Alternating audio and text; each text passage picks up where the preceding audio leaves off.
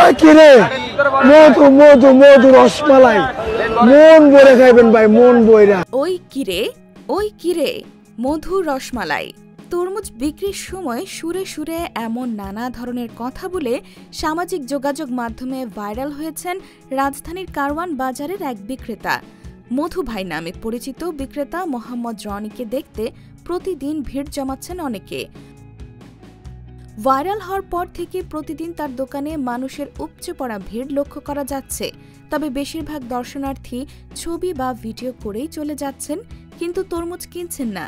এতে করে তিনি লোকসানের মুখে পড়েছেন। তার প্রায় 1.5 লাখ টাকার তরমুজ এখনো অবিক্রিত রয়ে গেছে বলে জানিয়েছেন তিনি। এই বিষয়ে তরমুজ বিক্রেতা মোহাম্মদ রনি বলেন, আমি ব্যবসা করতে চাই, ভাইরাল হতে না। সবাই এসে শুধু ভিডিও করে, তরমুজ কেনে না। এতে আমার অনেক ক্ষতি হচ্ছে। সামাজিক যোগাযোগ মাধ্যমেও বিষয়টি নিয়ে আলোচনা চলছে। অনেকেই বলছেন শুধু ছবি ভিডিও না করে তরমুজ কিনে তাকে সহায়তা করা উচিত।